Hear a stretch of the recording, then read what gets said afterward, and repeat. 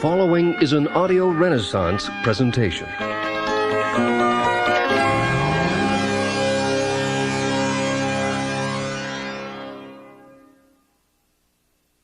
Hello, I'm Bill Hartley, president of Audio Renaissance. I'm very pleased to introduce you to this special 2-cassette edition of Napoleon Hill's classic, Think and Grow Rich, co-produced by Audio Renaissance Tapes and Cassette Productions Unlimited. This unique presentation of Think and Grow Rich combines excerpts from the book read by Joe Slattery with personal anecdotes told by the author himself, Napoleon Hill.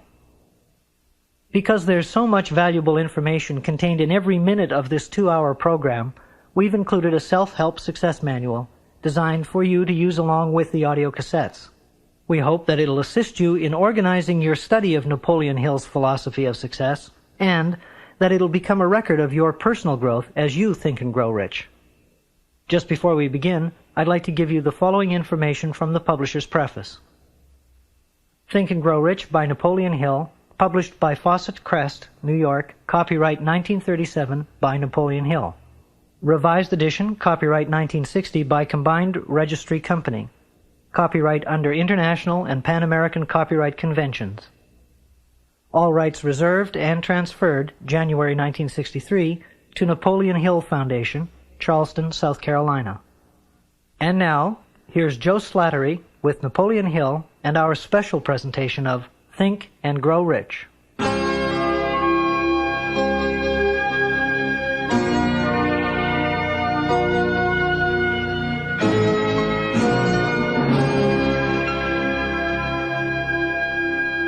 Think and Grow Rich is one of the most influential books of all time in pointing the way to personal achievement, to financial independence, and to riches of the spirit beyond measurement in money.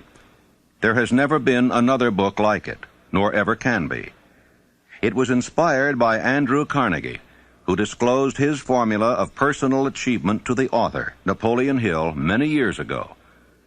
Carnegie not only made himself a multimillionaire, but he made millionaires of more than a score of men to whom he taught his secret.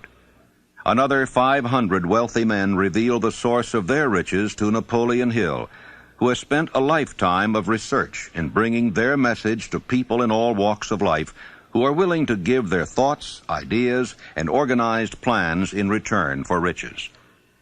The riches within your grasp cannot always be measured in money.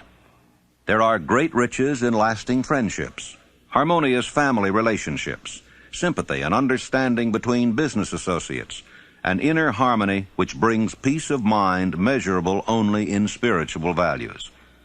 The philosophy of Think and Grow Rich will prepare you to attract and enjoy these higher estates which always have been and always will be denied to all except those who are ready for them.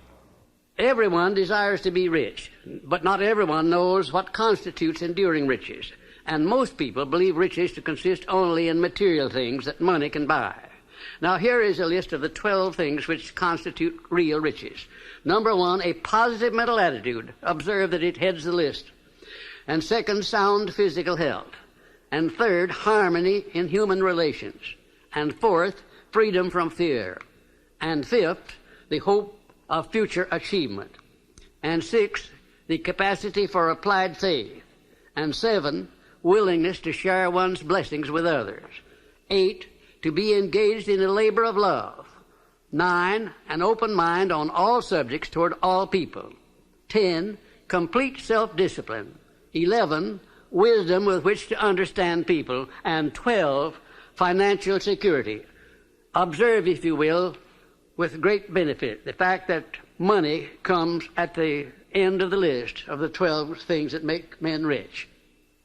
Be prepared when you begin to put the philosophy of Think and Grow Rich into action for a changed life which will not only ease the trials and stresses of living, but will also prepare you for the accumulation of material riches in abundance.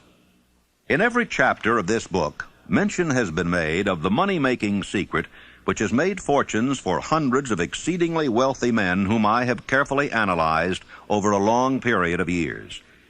If you are ready to put it to use, you will recognize this secret at least once in every chapter.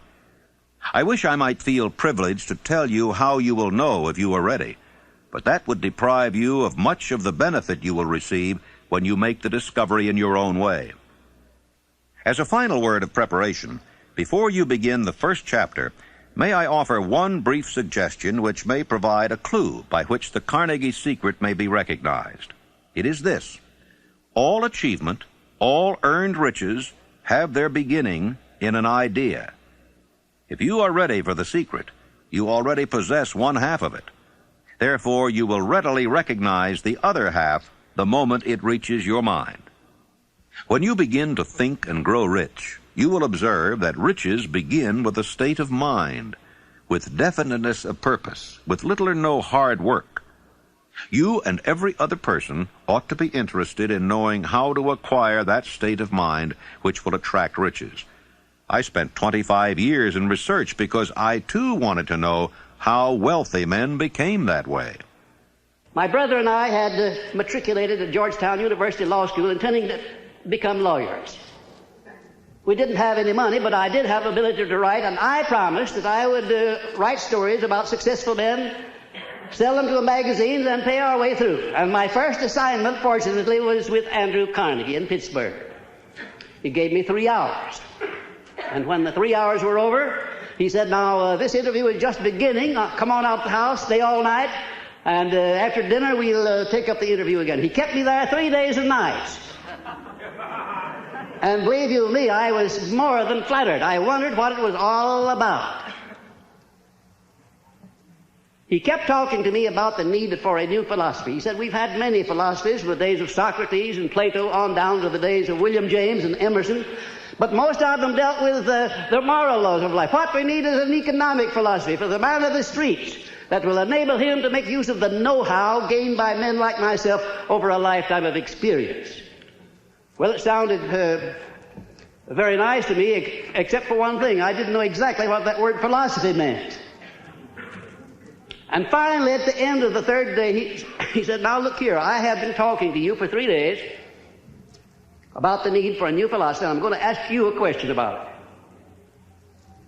it. If I commission you to become the author of this philosophy, give you letters of introduction to men whose experiences you will need in collaboration with yourself, are you willing to put in 20 years of research, because that's how long it will take, paying your own way as you go along without any subsidy from me, yes or no? Ladies and gentlemen, there have been many times in my life when I have faced difficult problems and difficult decisions, and I don't think I ever faced one more embarrassing than that. Because when Mr. Carnegie put that proposition to me, my hand was down in my pocket, and I was fiddling with the money that I had there, just about enough to get back to Washington, and if I had to stay at a hotel instead of Mr. Carnegie's house, I wouldn't have had that much. I didn't even know the meaning of the word philosophy, and here the richest man in the world wanted me to go to work for him for 20 years without pay. Wasn't that a situation for you? I started to tell Mr. Carnegie, I started to do just exactly what you or the most of us people would have done under the same circumstances. Now, what do you think that was? What would you have done if you would have faced that sort of proposition, going to work for 20 years without any pay for the richest man in the world? Well, yes, that's what I was about to do. But something inside of me wouldn't let me open my mouth until I got a hunch that if Mr. Carnegie had kept me there for 3 days, it must have been for a purpose. That he must have seen something in me that I didn't know was there. Also, that a man with Mr. Carnegie's reputation for picking men certainly didn't pick me to do a job like that unless he knew I had the ability to do it. And whatever this something was, this silent, invisible person that was standing, looking over my shoulder and whispering in my ear, said, go ahead and tell him yes. I said, Mr. Carnegie, I not only will accept the commission, sir, but you may depend upon it that I will complete it. He said, I like the way you ended that sentence up, and I think you'll do it. You have the job. The only contribution Mr. Carnegie ever made to me outside of introducing me where I needed to be introduced was to pay my expenses in the early part of my relationship with him. The first man he sent me to see was Henry Ford. He said, I want you to go up to Detroit, become acquainted with Henry Ford, observe him carefully, because one of these days he's going to dominate the motor industry. and it's going to be second only to the steel industry. This was in 1908, the late fall of 1908, ladies and gentlemen. I went up there and spent 2 days trying to find Ford, and when I did find him, he came out of the rear of a shop where he'd been doing some experimenting with an old pair of overalls on, a plug hat or a derby hat that had been bashed in the crown, grease all over his hands. I remember he got my shirt sleeves dirty when I shook hands with him. And I sat down for a half hour with Mr. Ford, and about all of his conversation consisted of yes and no, mostly no. And I wondered how a man like Mr. Carnegie could have made a mistake like that. Imagine if Mr. Ford would ever be a leader in anything. Well, I won't tell you the rest of it. That's enough.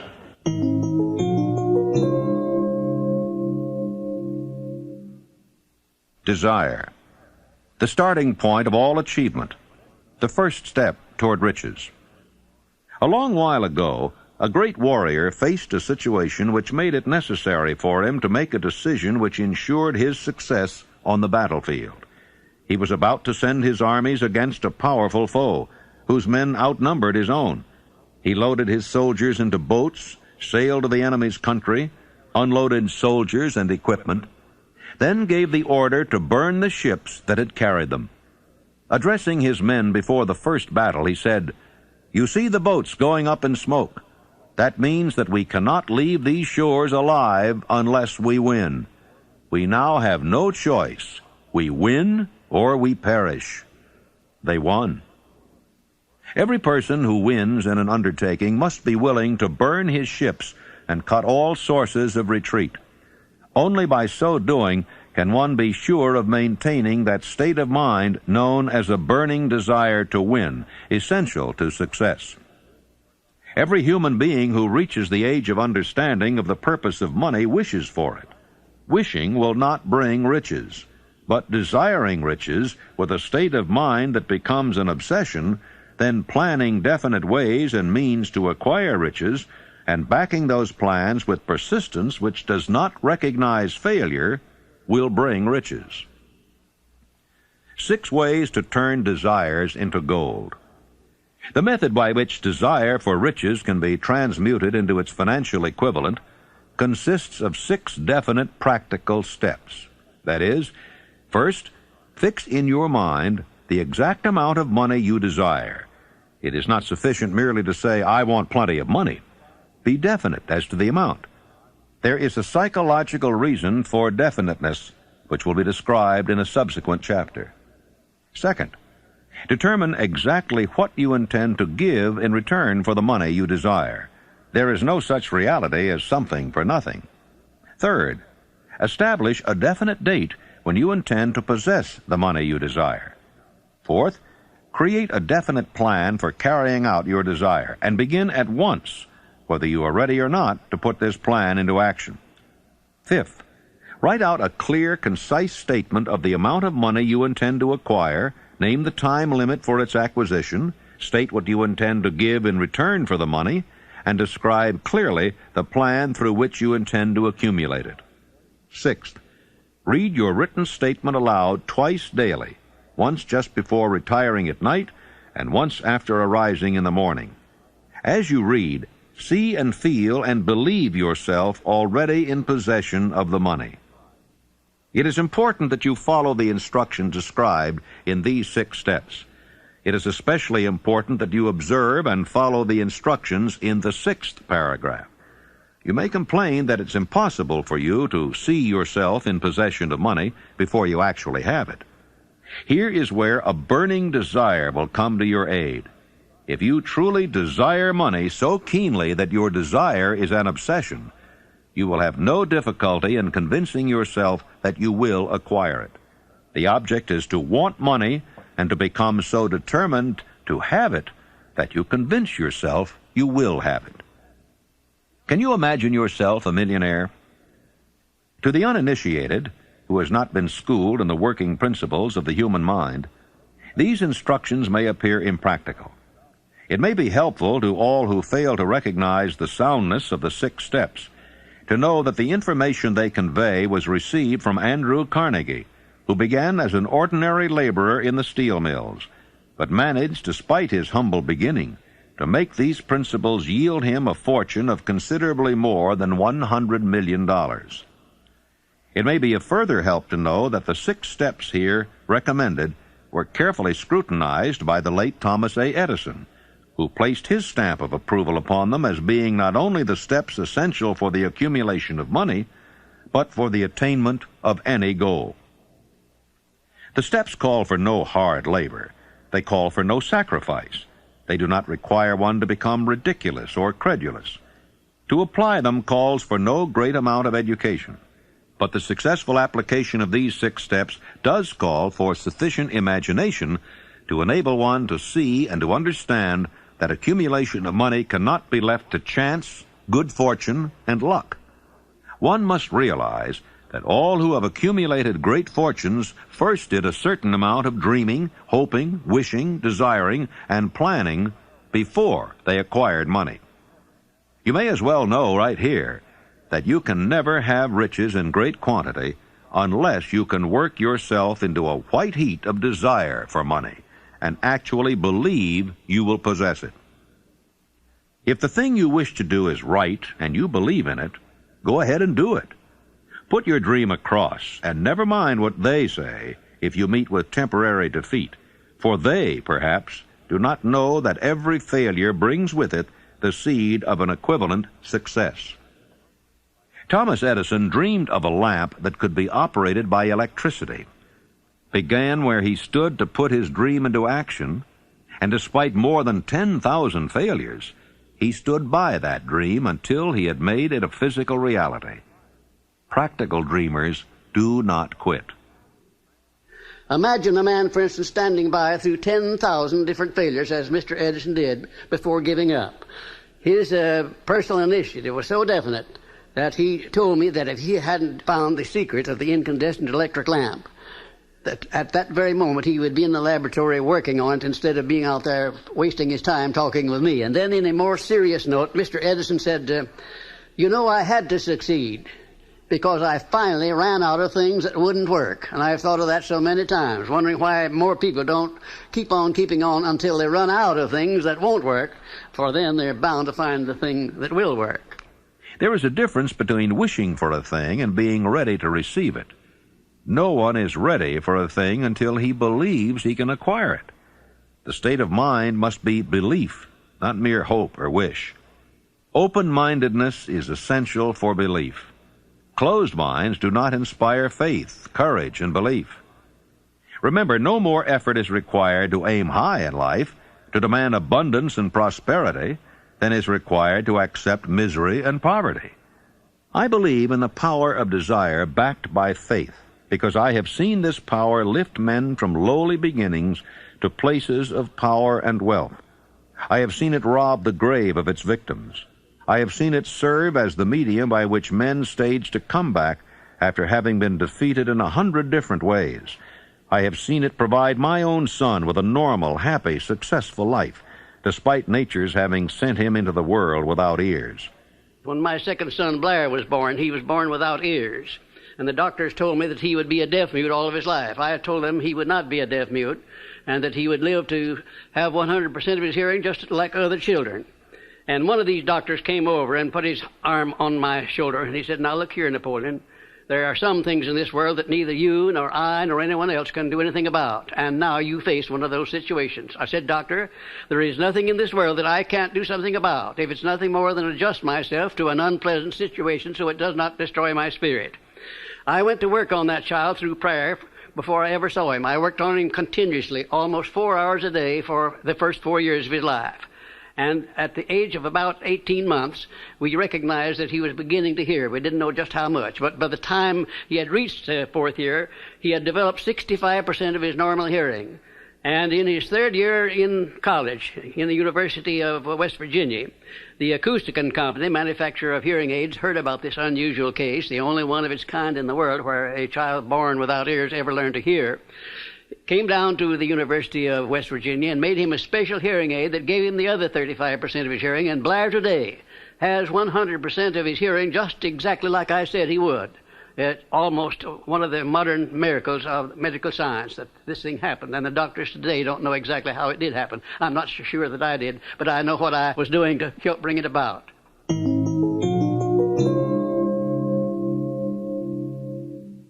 Faith is the head chemist of the mind.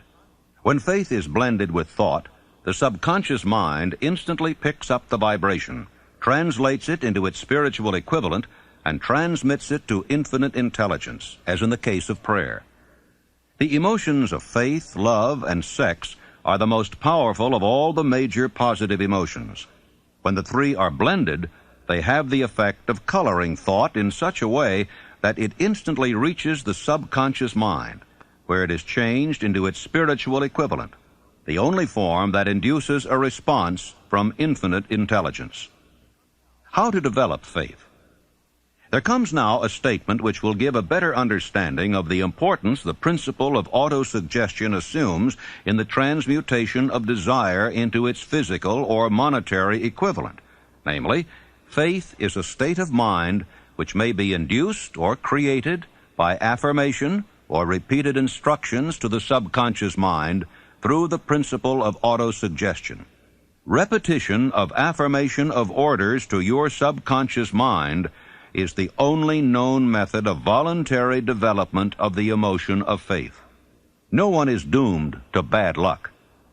There are millions of people who believe themselves doomed to poverty and failure because of some strange force over which they believe they have no control. They are the creators of their own misfortunes because of this negative belief, which is picked up by the subconscious mind and translated into its physical equivalent. In language which any normal human being can understand, we will describe all that is known about the principle through which faith may be developed where it does not already exist. Have faith in yourself, faith in the infinite. Before we begin, you should be reminded again that faith is the eternal elixir which gives life, power, and action to the impulse of thought.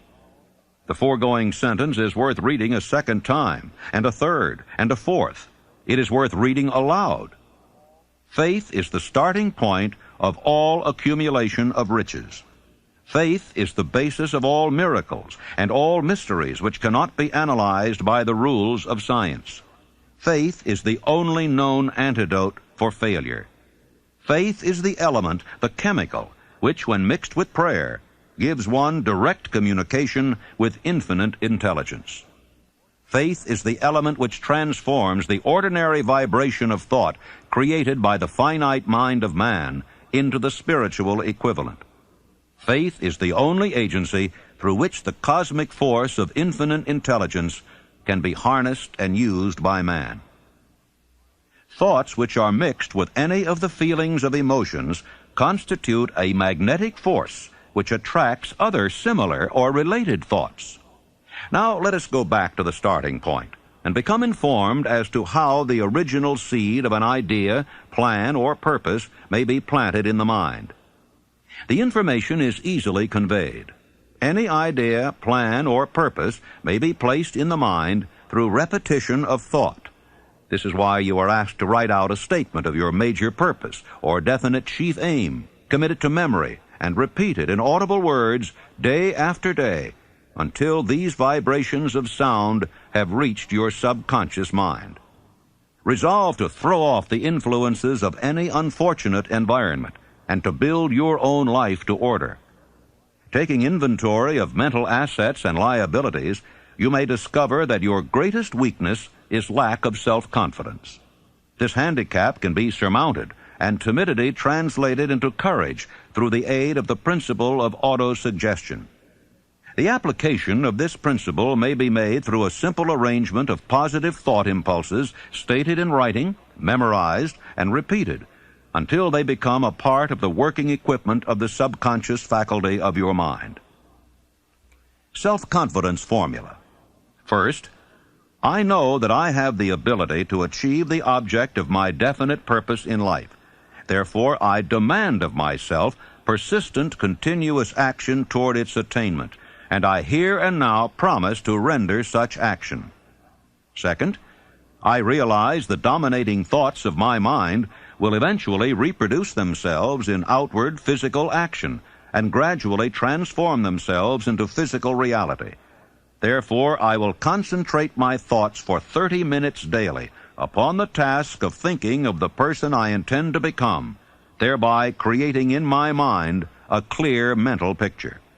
Third, I know through the principle of autosuggestion, any desire that I persistently hold in my mind will eventually seek expression through some practical means of attaining the object back of it. Therefore, I will devote 10 minutes daily to demanding of myself the development of self-confidence. Fourth, I have clearly written down a description of my definite chief aim in life, and I will never stop trying until I shall have developed sufficient self-confidence for its attainment. Fifth, I fully realize that no wealth or position can long endure unless built upon truth and justice. Therefore, I will engage in no transaction which does not benefit all whom it affects. I will succeed by attracting to myself the forces I wish to use and the cooperation of other people. I will induce others to serve me because of my willingness to serve others. I will eliminate hatred, envy, jealousy, selfishness, and cynicism by developing love for all humanity, because I know that a negative attitude toward others can never bring me success. I will cause others to believe in me because I will believe in them and in myself.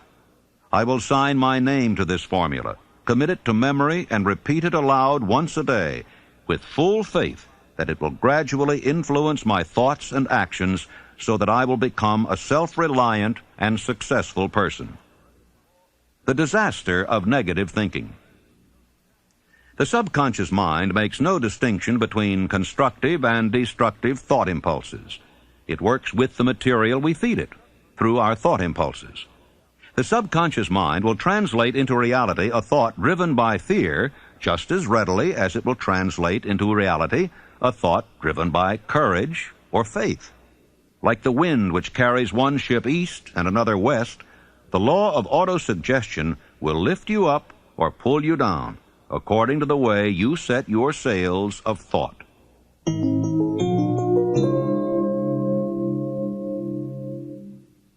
Autosuggestion, the medium for influencing the subconscious mind, the third step toward riches. Autosuggestion is a term which applies to all suggestions and all self-administered stimuli which reach one's mind through the five senses. Stated in another way, autosuggestion is self-suggestion. It is the agency of communication between that part of the mind where conscious thought takes place, and that which serves as the seat of action for the subconscious mind. See and feel money in your hands. You were instructed in the last of the 6 steps described in the chapter on desire to read aloud twice daily the written statement of your desire for money, and to see and feel yourself in possession of the money. By following these instructions, you communicate the object of your desire directly to your subconscious mind in a spirit of absolute faith. Through repetition of this procedure, you voluntarily create thought habits which are favorable to your efforts to transmute desire into its monetary equivalent. Remember, therefore, when reading aloud the statement of your desire, through which you are endeavoring to develop a money consciousness, that the mere reading of the words is of no consequence unless you mix emotion or feeling with your words. Your subconscious mind recognizes and acts only upon thoughts which have been well mixed with emotion or feeling. Plain, unemotional words do not influence the subconscious mind. You will get no appreciable results until you learn to reach your subconscious mind with thoughts or spoken words which have been well emotionalized with belief. Do not become discouraged if you cannot control and direct your emotions the first time you try to do so. Remember, there is no such possibility as something for nothing. You cannot cheat, even if you desire to do so. The price of ability to influence your subconscious mind is everlasting persistence in applying the principles described here. You cannot develop the desired ability for a lower price. You and you alone must decide whether or not the reward for which you are striving, the money consciousness, is worth the price you must pay for it in effort. Your ability to use the principle of autosuggestion will depend very largely upon your capacity to concentrate upon a given desire until that desire becomes a burning obsession.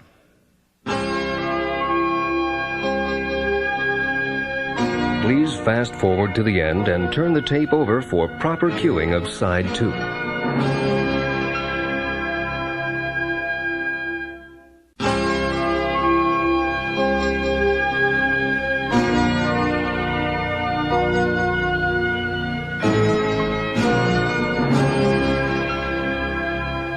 Six steps to stimulate your subconscious mind. The instructions given in connection with the 6 steps in the 2nd chapter will now be summarized and blended with the principles covered by this chapter as follows. First, go into some quiet spot, preferably in bed at night, where you will not be disturbed or interrupted. Close your eyes and repeat aloud, so you may hear your own words, the written statement of the amount of money you intend to accumulate, the time limit for its accumulation, and a description of the service or merchandise you intend to give in return for the money. As you carry out these instructions, see yourself already in possession of the money. For example, suppose that you intend to accumulate $50,000 by the 1st of January 5 years hence, that you intend to give personal services in return for the money in the capacity of a salesman. Your written statement of your purpose should be similar to the following. By the 1st day of January 19 so-and-so, I will have in my possession $50,000, which will come to me in various amounts from time to time during the interim. In return for this money, I will give the most efficient service of which I am capable, rendering the fullest possible quantity and the best possible quality of service in the capacity of salesman of, and here describe the service or merchandise you intend to sell. I believe that I will have this money in my possession. My faith is so strong that I can now see this money before my eyes. I can touch it with my hands. It is now awaiting transfer to me at the time and in the proportion that I deliver the service I intend to render in return for it. I am awaiting a plan by which to accumulate this money, and I will follow that plan when it is received. Second, repeat this program night and morning until you can see in your imagination the money you intend to accumulate. Third, place a written copy of your statement where you can see it night and morning, and read it just before retiring and upon arising until it has been memorized. Remember, as you carry out these instructions, that you are applying the principle of autosuggestion for the purpose of giving orders to your subconscious mind. Remember also that your subconscious mind will act only upon instructions which are emotionalized and handed over to it with feeling. Faith is the strongest and most productive of the emotions. Follow the instructions given in the chapter on faith. These instructions may at first seem abstract. Do not let this disturb you. Follow the instructions, no matter how abstract or impractical they may at first appear to be. The time will soon come, if you do as you've been instructed, in spirit as well as in act, when a whole new universe of power will unfold to you.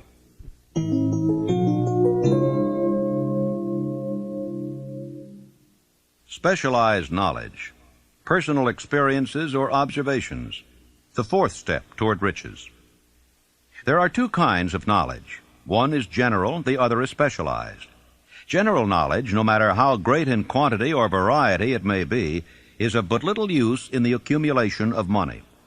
The faculties of the great universities possess in the aggregate practically every form of general knowledge known to civilization. Most of the professors have but little money. They specialize on teaching knowledge, but they do not specialize on the organization or the use of knowledge.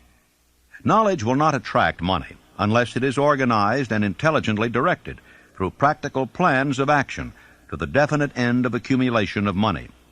Lack of understanding of this fact has been the source of confusion to millions of people who falsely believe that knowledge is power. It is nothing of the sort. Knowledge is only potential power. It becomes power only when and if it is organized into definite plans of action and directed to a definite end.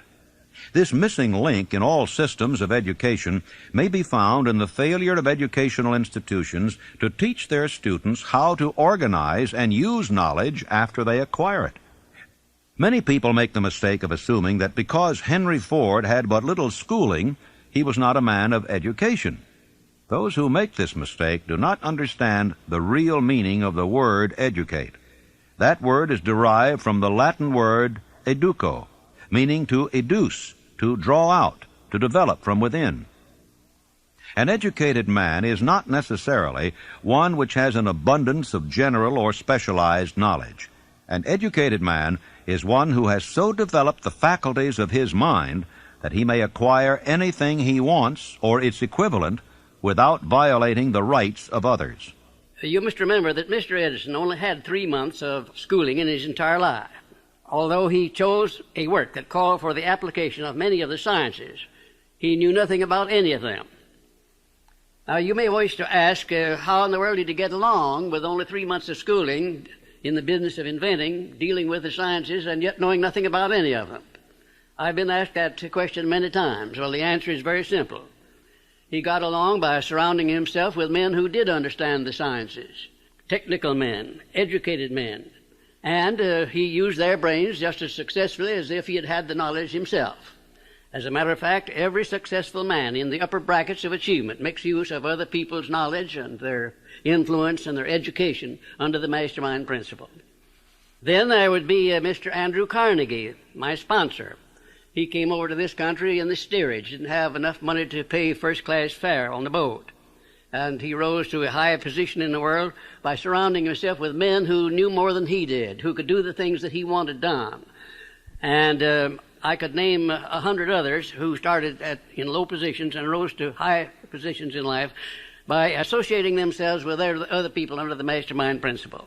The accumulation of great fortunes calls for power, and power is acquired through highly organized and intelligently directed specialized knowledge. But that knowledge does not necessarily have to be in the possession of the man who accumulates the fortune. The preceding paragraph should give hope and encouragement to the man with ambition to accumulate a fortune who has not possessed himself of the necessary education to supply such specialized knowledge as he may require. Men sometimes go through life suffering from inferiority complexes because they are not men of education. The man who can organize and direct a mastermind group of men who possess knowledge useful in the accumulation of money is just as much a man of education as any man in the group. Back of all ideas is specialized knowledge. Unfortunately, for those who do not find riches in abundance, specialized knowledge is more abundant and more easily acquired than ideas. Because of this very truth, there is a universal demand and an ever-increasing opportunity for the person capable of helping men and women to sell their personal services advantageously. Capability means imagination, the one quality needed to combine specialized knowledge with ideas in the form of organized plans designed to yield riches.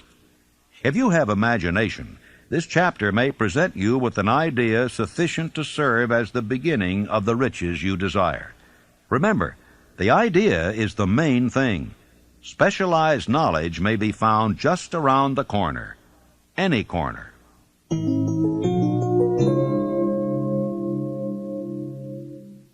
Imagination.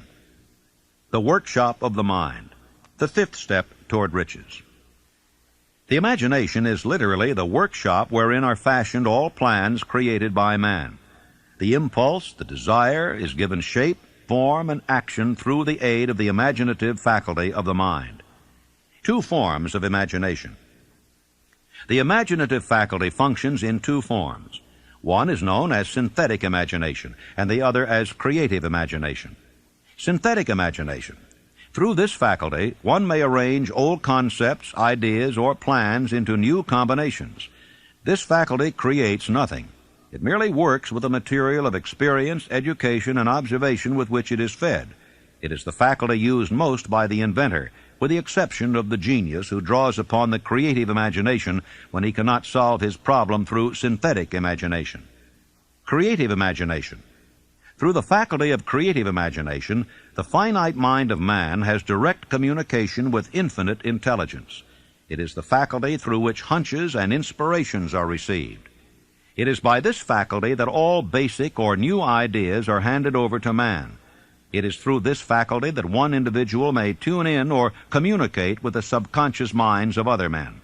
Center your attention for the time being on the development of the synthetic imagination, because this is the faculty which you will use more often in the process of converting desire into money.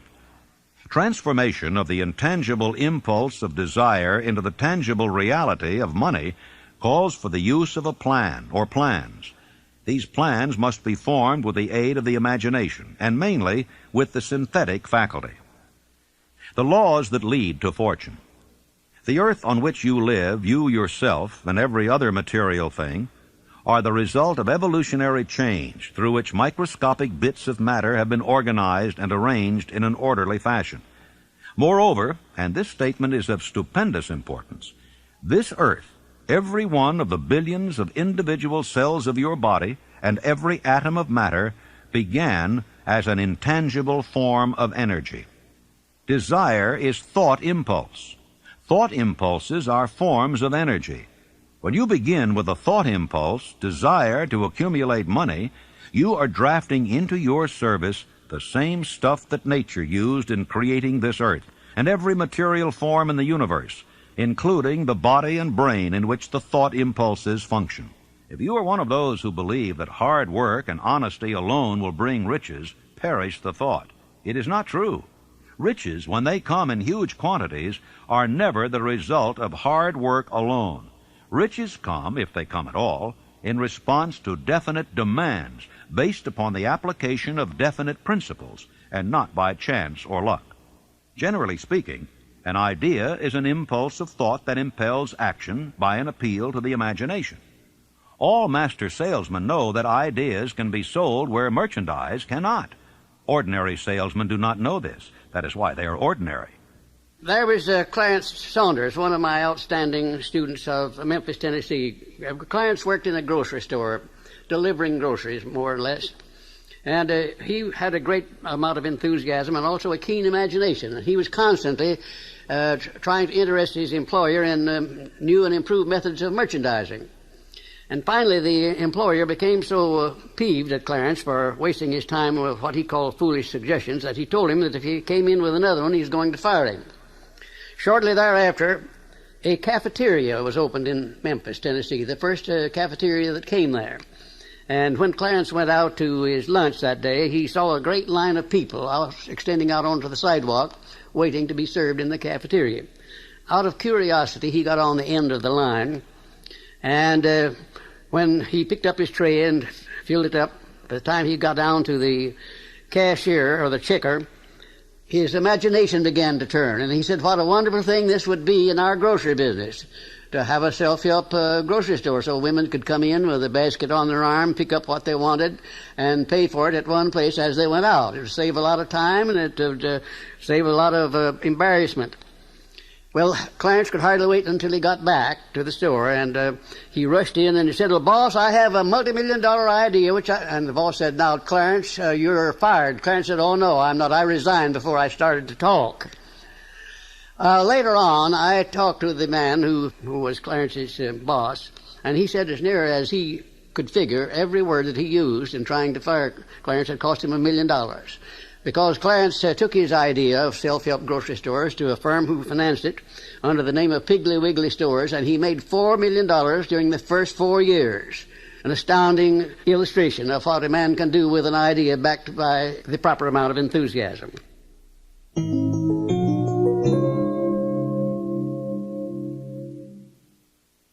Organized planning. The crystallization of desire into action. The sixth step toward riches. You have learned that everything man creates or acquires begins in the form of desire. That desire is taken on the first lap of its journey from the abstract to the concrete into the workshop of the imagination, where plans for its transition are created and organized. You will now be instructed how to build plans which will be practical, namely, A, Ally yourself with a group of as many people as you may need for the creation and carrying out of your plan or plans for the accumulation of money, making use of the mastermind principle described in a later chapter. Compliance with this instruction is absolutely essential. Do not neglect it. B.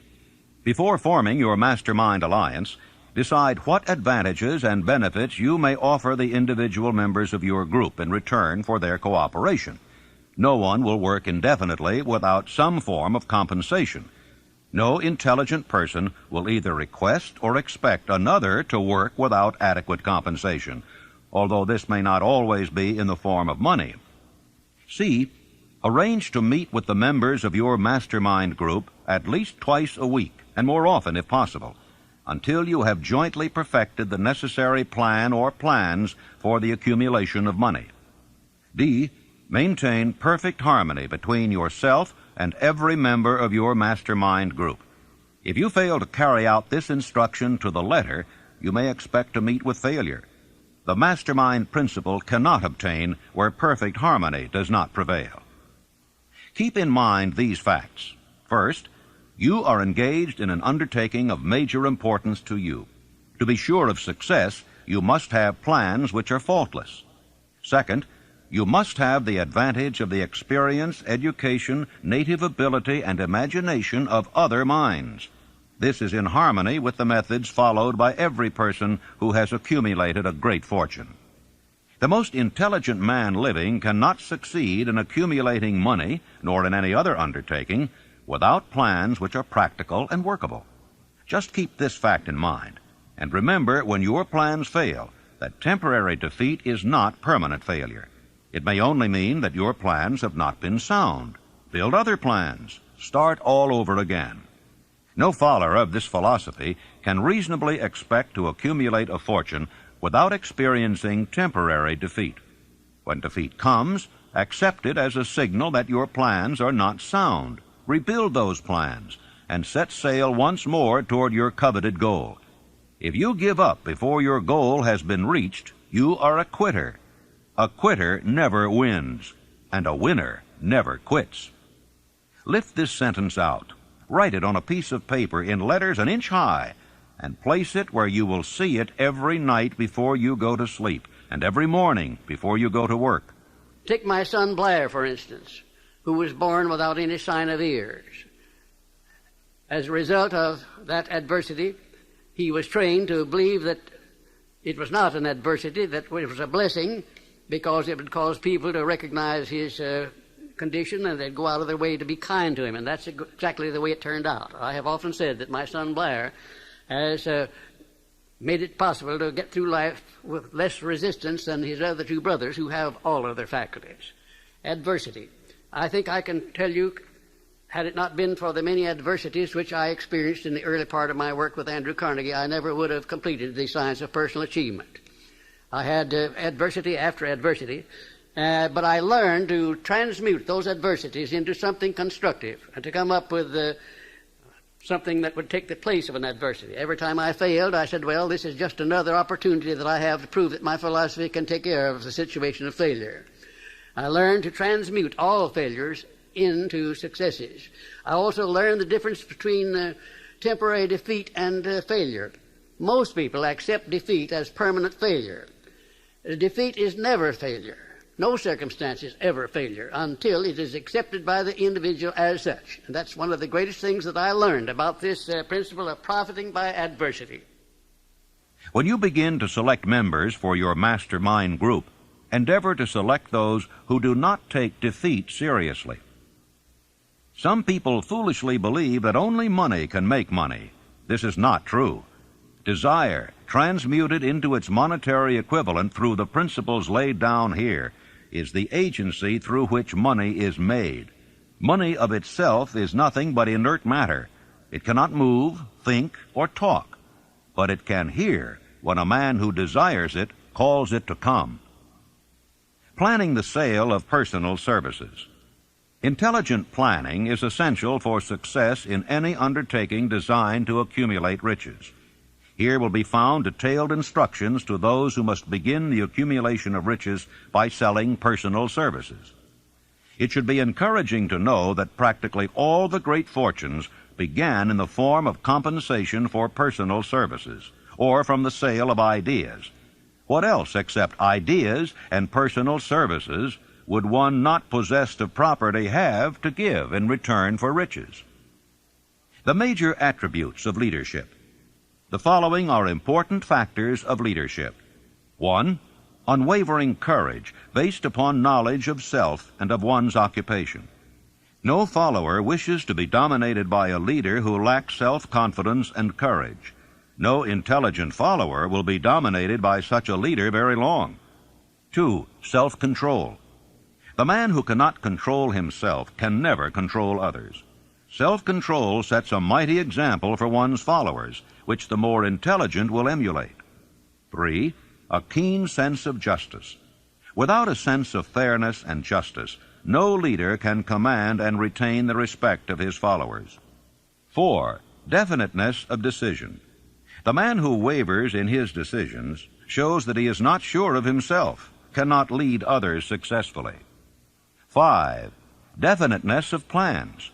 The successful leader must plan his work and work his plan. A leader who moves by guesswork without practical, definite plans is comparable to a ship without a rudder.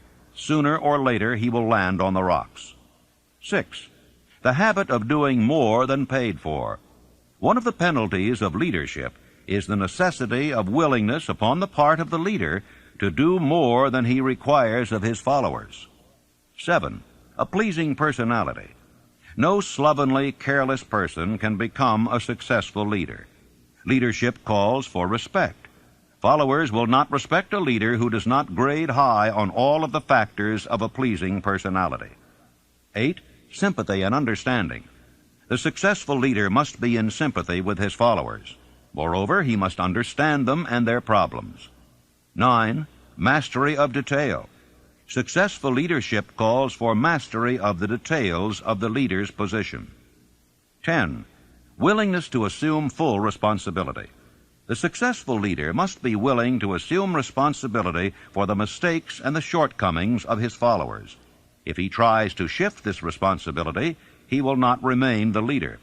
If one of his followers makes a mistake and shows himself incompetent, the leader must consider that it is he who failed. 11. Cooperation. The successful leader must understand and apply the principles of cooperative effort and be able to induce his followers to do the same. Leadership calls for power, and power calls for cooperation. How to get the exact position you desire. Everyone enjoys doing the kind of work for which he is best suited. An artist loves to work with paints, a craftsman with his hands, a writer loves to write. Those with less definite talents have their preferences for certain fields of business and industry. If America does anything well, it offers a full range of occupations: tilling the soil, manufacturing, marketing, and the professions. First, decide exactly what kind of job you want. If the job doesn't already exist, perhaps you can create it. Second, choose the company or individual for whom you wish to work. Third, study your prospective employer as to policies, personnels, chances of advancement. Fourth, by analysis of yourself and your talents and capabilities, figure what you can offer and plan ways and means of giving advantages, services, developments, ideas that you believe you can successfully deliver. Fifth, forget about a job. Forget whether or not there is an opening. Forget the usual routine of, have you got a job for me? Concentrate on what you can give. Sixth, once you have your plan in mind, arrange with an experienced writer to put it on paper in neat form and in full detail. Seventh, present it to the proper person with authority, and he will do the rest. Every company is looking for men who can give something of value, whether it be ideas, services, or connections. Every company has room for the man who has a definite plan of action which is to the advantage of that company. This line of procedure may take a few days or weeks of extra time, but the difference in income, in advancement, and in gaining recognition will save years of hard work at small pay. It has many advantages, the main one being that it will often save from 1 to 5 years of time in reaching a chosen goal. Every person who starts or gets in halfway up the ladder does so by deliberate and careful planning. For instance, back in the early days when I wanted to get a job from a certain firm while I was going to high school, here's the way I went about it. I wrote an application stating my qualifications and my desire for the job. The answer came back, no, too sorry, no position open. Next, I sent a telegram. The answer was still no. And next, I sent a special delivery letter every day for a week. Answer was still no. Next, I sent a special delivery every hour for 2 days. And the firm telegraphed me to come and go to work. Every person must be his own salesman of personal services. The quality and the quantity of service rendered, and the spirit in which it is rendered, determine to a large extent the price and the duration of employment. To market personal services effectively, which means a permanent market at a satisfactory price under pleasant conditions, one must adopt and follow the QQS formula, which means that quality plus quantity plus the proper spirit of cooperation equals perfect salesmanship of service. Remember the QQS formula, but do more. Apply it as a habit. Let us analyze the formula to make sure we understand exactly what it means. 1.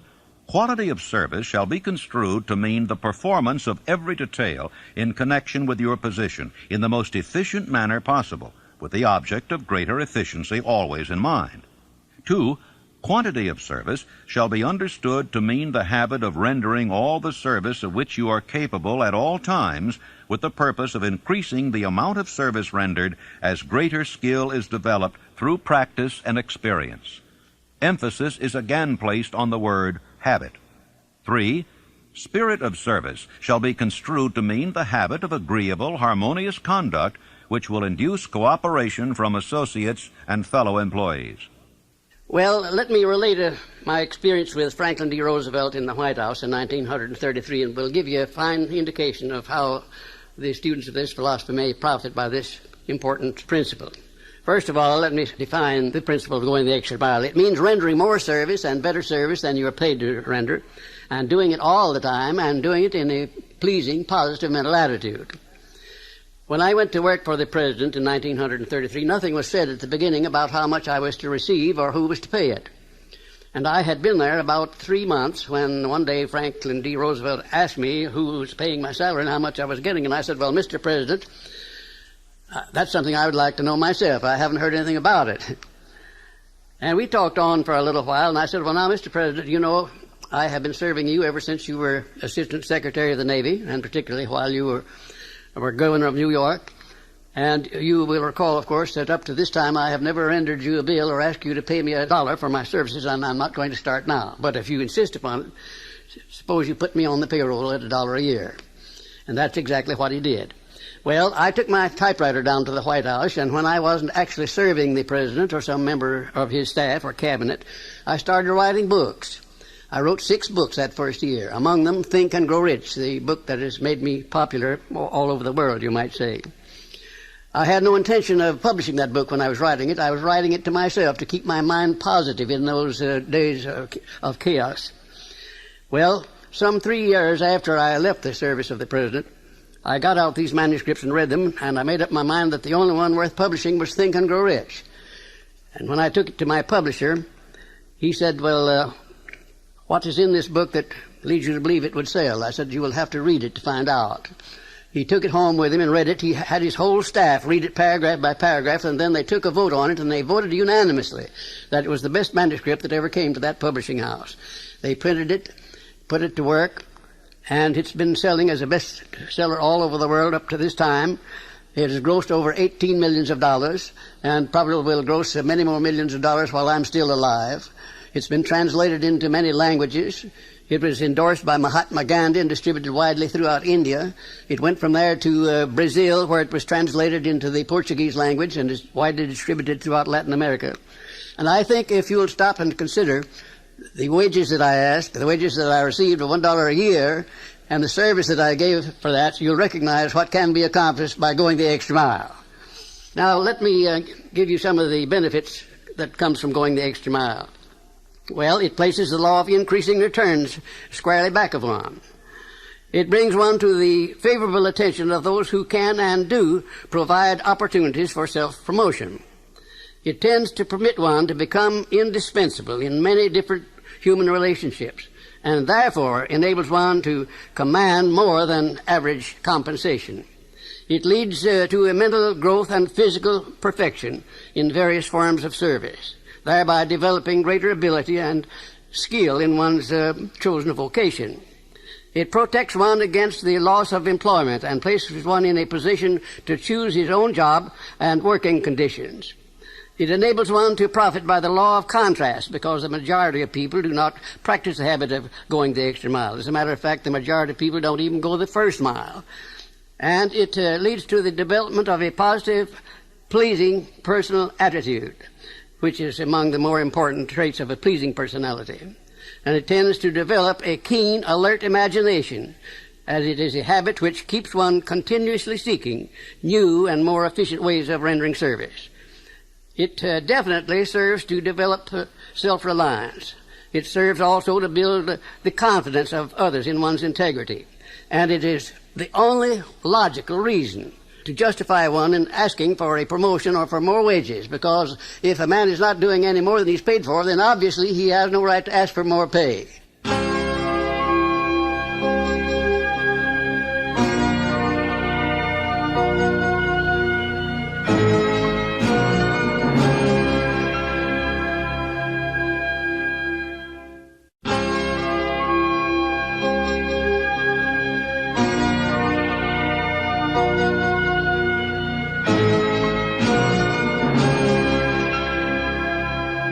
Do you know your own worth? The oldest of admonitions is, "Man, know thyself." If you market merchandise successfully, you must know the merchandise. The same is true in marketing personal services. You should know all of your weaknesses in order that you may either bridge them or eliminate them entirely. You should know your strength in order that you may call attention to it when selling your services. You can know yourself only through accurate analysis. Take inventory of yourself. Annual self-analysis is an essential in the effective marketing of personal services, as is annual inventory in merchandising. Moreover, the yearly analysis should disclose a decrease in faults and an increase in virtues. One goes ahead, stands still, or goes backward in life. One's object should be, of course, to go ahead. Annual self-analysis will disclose whether advancement has been made, and if so, how much. It will also disclose any backward steps one may have made. The effective marketing of personal services requires one to move forward even if the progress is slow.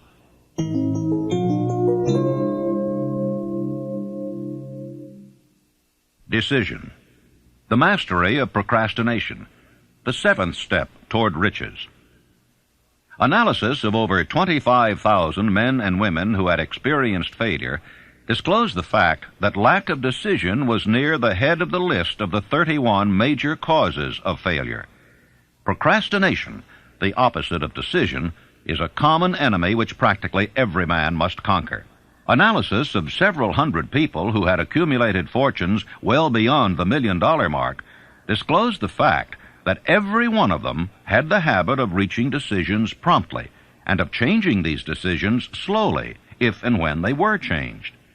People who fail to accumulate money, without exception, have the habit of reaching decisions, if at all, very slowly, and of changing these decisions quickly and often. Tips on making your own decisions.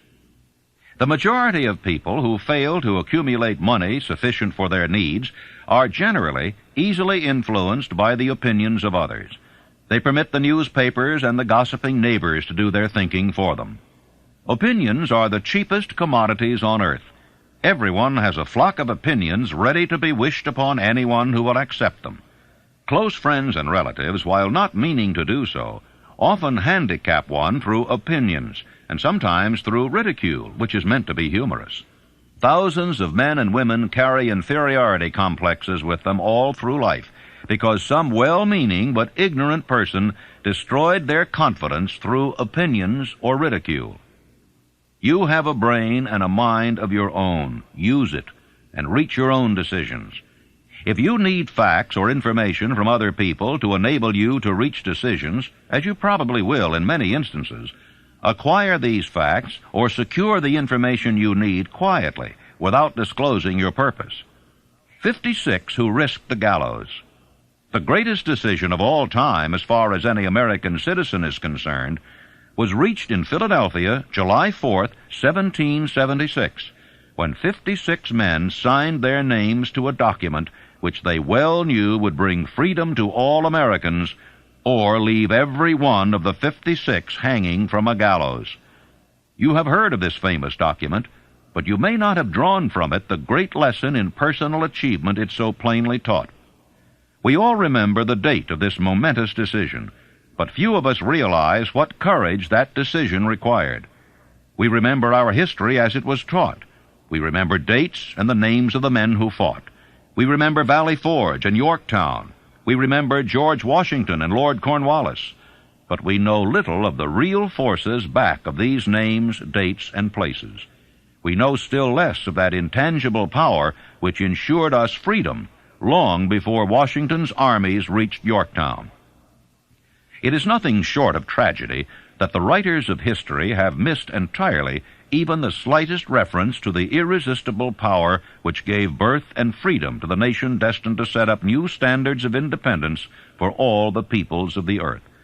I say it as a tragedy because it is the selfsame power which must be used by every individual who surmounts the difficulties of life and forces life to pay the price asked. Analyze the events which led to the Declaration of Independence, and be convinced that this nation, which now holds a position of commanding respect and power among all nations of the world, was born of a decision created by a master mind consisting of 56 men. Note well the fact that it was their decision which ensured the success of Washington's armies, because the spirit of that decision was in the heart of every soldier who fought with him, and served as a spiritual power which recognizes no such thing as failure. Note also, with great personal benefit, that the power which gave this nation its freedom is the self-same power that must be used by every individual who becomes self-determining. This power is made up of the principles described in this book. It will not be difficult to detect in the story of the Declaration of Independence at least 6 of these principles: desire, decision, faith, persistence, the mastermind, and organized planning. Know what you want, and you'll generally get it. Throughout this philosophy will be found the suggestion that thought, backed by strong desire, has a tendency to transmute itself into its physical equivalent. In your search for the secret of the method, do not look for a miracle, because you will not find it. You will find only the eternal laws of nature. These laws are available to every person who has the faith and the courage to use them. They may be used to bring freedom to a nation, or to accumulate riches. Definiteness of decision always requires courage, sometimes very great courage. The 56 men who signed the Declaration of Independence staked their lives on the decision to affix their signatures to that document. The person who reaches a definite decision to procure the particular job and make life pay the price he asks does not stake his life on that decision. He stakes his economic freedom. Financial independence, riches, desirable business, and professional positions are not within reach of the person who neglects or refuses to expect, plan, and demand these things. The person who desires riches in the same spirit that Samuel Adams desired freedom for the colonies is sure to accumulate wealth.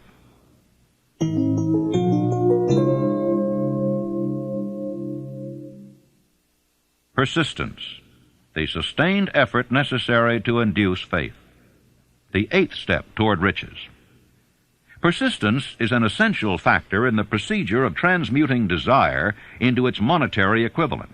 The basis of persistence is the power of will. Willpower and desire, when properly combined, make an irresistible pair. The starting point of all achievement is desire. Keep this constantly in mind. Weak desires bring weak results, just as a small amount of fire makes a small amount of heat. If you find yourself lacking in persistence, this weakness may be remedied by building a stronger fire under your desires. And if you find that you are indifferent, you may be sure that you have not yet acquired the money consciousness which you must possess before you can be sure of accumulating a fortune. Those who can take it are bountifully rewarded for their persistence. They receive as their compensation whatever goal they are pursuing. That is not all. They receive something infinitely more important than material compensation, the knowledge that every failure brings with it the seed of an equivalent advantage. You can train yourself to be persistent. Persistence is a state of mind. Therefore, it can be cultivated. Like all states of mind, persistence is based upon definite causes. Among them, these. A. Definiteness of purpose. Knowing what one wants is the first and perhaps the most important step toward the development of persistence. A strong motive forces one to surmount many difficulties. B. Desire. It is comparatively easy to acquire and to maintain persistence in pursuing the object of intense desire. C. Self-reliance. Belief in one's ability to carry out a plan encourages one to follow the plan through with persistence. Self-reliance can be developed through the principle described in the chapter on autosuggestion. D. Definiteness of plans. Organized plans, even though they may be weak and entirely impractical, encourage persistence. E. Accurate knowledge. Knowing that one's plans are sound, based upon experience or observation, encourages persistence. Guessing instead of knowing destroys persistence. F. Cooperation. Sympathy, understanding, and harmonious cooperation with others tend to develop persistence. G. Willpower. The habit of concentrating one's thoughts upon the building of plans for the attainment of a definite purpose leads to persistence. H. Habit. Persistence is the direct result of habit. The mind absorbs and becomes a part of the daily experiences upon which it feeds. Fear, the worst of all enemies, can be effectively cured by forced repetition of acts of courage. Everyone who has seen active service in war knows this. Take your own persistence inventory. Before leaving the subject of persistence, take inventory of yourself and determine in what particular, if any, you are lacking in this essential quality. Measure yourself courageously, point by point, and see how many of the 8 factors of persistence you lack. The analysis may lead to discoveries that will give you a new grip on yourself. If you fear criticism, let us examine some of the symptoms of the fear of criticism. The majority of people permit relatives, friends, and the public at large to so influence them that they cannot live their own lives because they fear criticism. Huge numbers of people make mistakes in marriage, stand by the bargain, and go through life miserable and unhappy because they fear criticism, which may follow if they correct the mistake. Anyone who has submitted to this form of fear knows the irreparable damage it does by destroying one's ambition and the desire to achieve. Millions of people neglect to acquire belated educations after having left school because they fear criticism. Countless numbers of men and women, both young and old, permit relatives to wreck their lives in the name of duty because they fear criticism. Duty does not require any person to submit to the destruction of his personal ambitions and the right to live his own life in his own way. People refuse to take chances in business because they fear the criticism which may follow if they fail. The fear of criticism in such cases is stronger than the desire for success. How to develop persistence? There are 4 simple steps which lead to the habit of persistence. They call for no great amount of intelligence, no particular amount of education, and but little time or effort. The necessary steps are 1. A definite purpose backed by burning desire for its fulfillment. 2. A definite plan expressed in continuous action. 3. A mind closed tightly against all negative and discouraging influences, including negative suggestions of relatives, friends, and acquaintances. 4. A friendly alliance with one or more persons who will encourage one to follow through with both plan and purpose. These 4 steps are essential for success in all walks of life. The entire purpose of the 13 principles of this philosophy is to enable one to take these 4 steps as a matter of habit. These are the steps by which one may control one's economic destiny. They are the steps that lead to freedom and independence of thought. They are the steps that lead to riches in small or great quantities. They lead the way to power, fame, and worldly recognition. They are the 4 steps which guarantee favorable breaks. They are the steps that convert dreams into physical realities. They lead also to the mastery of fear, discouragement, and indifference. There is a magnificent reward for all who learn to take these 4 steps. It is the privilege of writing one's own ticket and of making life yield whatever price is asked. How to master difficulties. What mystical power gives to men of persistence the capacity to master difficulties? Does the quality of persistence set up in one's mind some form of spiritual, mental, or chemical activity which gives one access to supernatural forces? Does infinite intelligence throw itself on the side of the person who still fights on after the battle has been lost, with the whole world on the opposing side? You may be interested in knowing that I had the help of some 500 of the most successful men in America to help me create the science of personal achievement. Among them were such men as Thomas A. Edison, Henry Ford, John Wanamaker.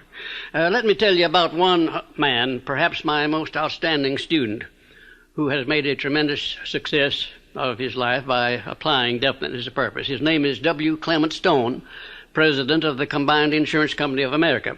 Right after Think and Grow Rich was published in 1937, someone gave Mr. Stone a copy of this book, and he was so impressed by it that he laid out a 20-year plan for himself. At that time, he was selling insurance, I suppose making $200 or $300, maybe $400 a week at the most. Now, his plan called for him to own a company of his own within 20 years, and for him to be president of it, and his personal fortune to be not less than $10 million. Well, long before the 20 years were up, he was the president and majority owner of 4 large insurance companies. His personal fortune was over $35 million, and today it is estimated that his fortune is over $100 million. And he attributes his success entirely to the application of the famous Andrew Carnegie philosophy, and particularly to the application of definiteness of purpose.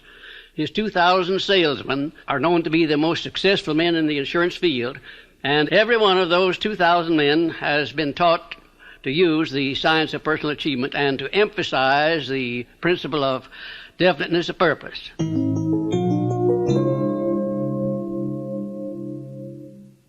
Power of the mastermind. The driving force. The 9th step toward riches. Power is essential for success in the accumulation of money. Plans are inert and useless without sufficient power to translate them into action. This chapter will describe the method by which an individual may attain and apply power. Power may be defined as organized and intelligently directed knowledge. Power, as the term is here used, refers to organized effort, sufficient to enable an individual to transmute desire into its monetary equivalent. Organized effort is produced through the coordination of effort of 2 or more people who work toward a definite end in a spirit of harmony. Power is required for the accumulation of money. Power is necessary for the retention of money after it has been accumulated. Let us ascertain how power may be acquired. If power is organized knowledge, let us examine the sources of knowledge. A. Infinite intelligence. This source of knowledge may be contacted through the procedure described in another chapter with the aid of creative imagination. B. Accumulated experience. The accumulated experience of man, or that portion of it which has been organized and recorded, may be found in any well-equipped public library. An important part of this accumulated experience is taught in public schools and colleges, where it has been classified and organized. C. Experiment and research. In the field of science, and in practically every other walk of life, men are gathering, classifying, and organizing new facts daily. This is the source to which one must turn when knowledge is not available through accumulated experience. Here, too, the creative imagination must often be used. Knowledge may be required from any of the foregoing sources. It may be converted into power by organizing it into definite plans and by expressing those plans in terms of action. Gaining power through the mastermind. The mastermind may be defined as coordination of knowledge and effort in a spirit of harmony between two or more people for the attainment of a definite purpose. No individual may have great power without availing himself of the mastermind. In a preceding chapter, instructions were given for the creation of plans for the purpose of translating desire into its monetary equivalent. If you carry out these instructions with persistence and intelligence and use discrimination in the selection of your mastermind group, your objective will have been halfway reached even before you begin to recognize it. So you may better understand the intangible potentialities of power available to you through a properly chosen mastermind group, we will here explain the two characteristics of the mastermind principle, one of which is economic in nature and the other psychic. The economic feature is obvious. Economic advantages may be created by any person who surrounds himself with the advice, counsel, and personal cooperation of a group of men who are willing to lend him wholehearted aid in a spirit of perfect harmony. This form of cooperative alliance has been the basis of nearly every great fortune. Your understanding of this great truth may definitely determine your financial status. The psychic phase of the mastermind principle is much more difficult to comprehend. You may catch a significant suggestion from this statement. No two minds ever come together without thereby creating a third invisible, intangible force which may be likened to a third mind. How to multiply your brain power. Man's brain may be compared to an electric battery. It is a well-known fact that a group of electric batteries will provide more energy than a single battery. It is also a well-known fact that an individual battery will provide energy in proportion to the number and capacity of the cells it contains. The brain functions in a similar fashion. This accounts for the fact that some brains are more efficient than others, and leads to this significant statement. A group of brains, coordinated or connected in a spirit of harmony, will provide more thought energy than a single brain, just as a group of electric batteries will provide more energy than a single battery. Through this metaphor, it becomes immediately obvious that the mastermind principle holds the secret of the power wielded by men who surround themselves with other men of brains. There follows now another statement which will lead still nearer to an understanding of the psychic phase of the mastermind principle. When a group of individual brains are coordinated and function in harmony, the increased energy created through that alliance becomes available to every individual brain in the group. It is a well-known fact that Henry Ford began his business career under the handicap of poverty, illiteracy, and ignorance.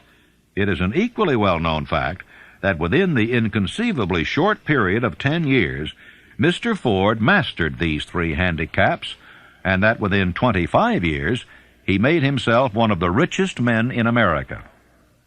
Connect with this fact the additional knowledge that Mr. Ford's most rapid strides became noticeable from the time he became a personal friend of Thomas A. Edison, and you will begin to understand what the influence of one mind upon another can accomplish. Go a step farther and consider the fact that Mr. Ford's most outstanding achievements began from the time that he formed the acquaintance of Harvey Firestone, John Burroughs, and Luther Burbank, each a man of great brain capacity.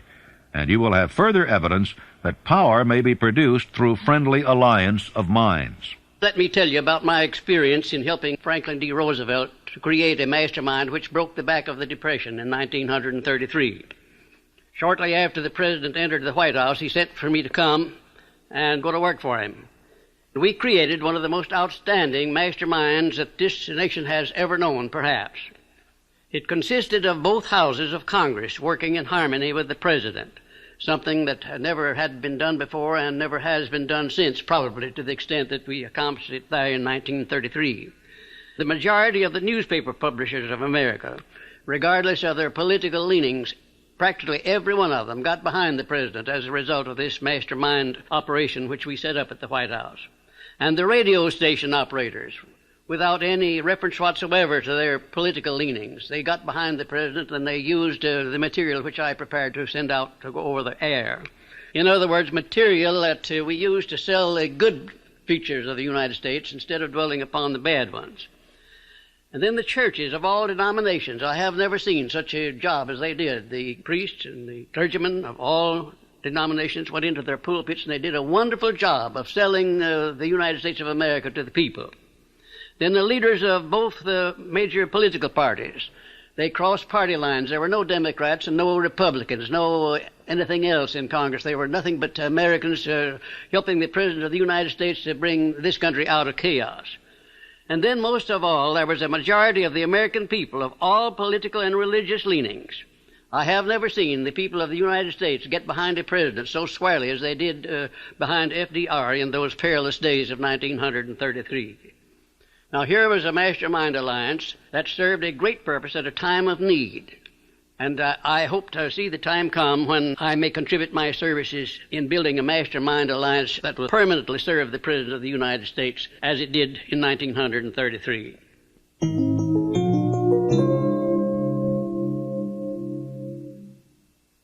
The Mystery of Sex Transmutation, the 10th step toward riches. The meaning of the word transmute is, in simple language, the changing or transferring of one element or form of energy into another. The 10 stimuli of the mind. The human mind responds to stimuli through which it may be keyed up to high rates of vibration, known as enthusiasm, creative imagination, intense desire, and so on. The stimuli to which the mind responds most freely are 1. The desire for sex expression. 2. Love. 3. A burning desire for fame, power, or financial gain, money. 4. Music. 5. Friendship between either those of the same sex or those of the opposite sex. 6. A mastermind alliance based upon the harmony of 2 or more people who ally themselves for spiritual or temporal advancement. 7. Mutual suffering, such as that experienced by people who are persecuted. 8. Autosuggestion. 9. Fear. 10. Narcotics and alcohol. The desire for sex expression comes at the head of the list of stimuli, which most effectively step up the mind and start the wheels of physical action. 8 of these stimuli are natural and constructive. 2 are destructive. When brain action has been stimulated through 1 or more of the 10 mind stimulants, it has the effect of lifting the individual far above the horizon of ordinary thought and permits him to envision distance, scope, and quality of thoughts not available on the lower plane, such as that occupied while one is engaged in the solution of the problems of business and professional routine. The world is ruled and the destiny of civilization is established by the human emotions. People are influenced in their actions not by reason so much as by feelings. The creative faculty of the mind is set into action entirely by emotions, and not by cold reason. The most powerful of all human emotions is that of sex. There are other mind stimulants, some of which have been listed, but no one of them, nor all of them combined, can equal the driving power of sex. A mind stimulant is any influence which will either temporarily or permanently increase the intensity of thought. The 10 major stimulants described are those most commonly resorted to. Through these sources, one may commune with infinite intelligence, or enter at will the storehouse of the subconscious mind, either one's own or that of another person, a procedure which is all there is of genius. The emotion of sex is an irresistible force against which there can be no such opposition as an immovable body. When driven by this emotion, men become gifted with a superpower for action. Understand this truth, and you will catch the significance of the statement that sex transmutation contains the secret of creative ability. The transmutation of sex energy calls for the exercise of willpower, to be sure, but the reward is worth the effort. The desire for sexual expression is inborn and natural. The desire cannot and should not be submerged or eliminated, but it should be given an outlet through forms of expression which enrich the body, mind, and spirit of man. Sex alone is a mighty urge to action, but its forces are like a cyclone. They are often uncontrollable. When the emotion of love begins to mix itself with the emotion of sex, the result is calmness of purpose, poise, accuracy of judgment, and balance. Love is, without question, life's greatest experience. It brings one into communion with infinite intelligence. When mixed with the emotions of romance and sex, it may lead one far up the ladder of creative effort. The emotions of love, sex, and romance are sides of the eternal triangle of achievement-building genius. Love is an emotion with many sides, shades, and colors. But the most intense and burning of all kinds of love is that experienced in the blending of the emotions of love and sex. When the emotion of romance is added to those of love and sex, the obstructions between the finite mind of man and infinite intelligence are removed. Then a genius has been born.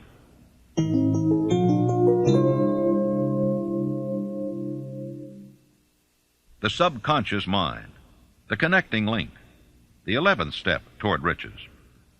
The subconscious mind consists of a field of consciousness in which every impulse of thought that reaches the conscious mind through any of the 5 senses is classified and recorded, and from which thoughts may be recalled or withdrawn as letters may be taken from a filing cabinet. It receives and files sense impressions or thoughts, regardless of their nature. You may voluntarily plant in your subconscious mind any plan, thought, or purpose which you desire to translate into its physical or monetary equivalent. The subconscious acts first on the dominating desires which have been mixed with emotional feelings, such as faith. You cannot entirely control your subconscious mind, but you can voluntarily hand over to it any plan, desire, or purpose which you wish transformed into concrete form. After you have accepted as a reality the existence of the subconscious mind and understand its possibilities as a medium for transmuting your desires into their physical or monetary equivalent, you will comprehend the full significance of the instructions given in the chapter on desire. You will also understand why you have been repeatedly admonished to make your desires clear and to reduce them to writing. You will also understand the necessity of persistence in carrying out instructions. The 13 principles are the stimuli with which you acquire the ability to reach and to influence your subconscious mind. Do not become discouraged if you cannot do this upon the first attempt. Remember that the subconscious mind may be voluntarily directed only through habit under the directions given in the chapter on faith. You have not yet had time to master faith. Be patient. Be persistent.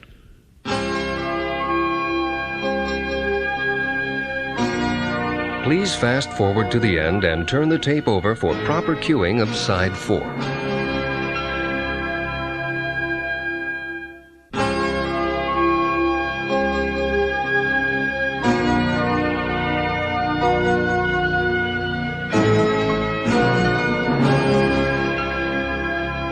All thought impulses, intended for transmutation into their physical equivalent, voluntarily planted in the subconscious mind, must pass through the imagination and be mixed with faith.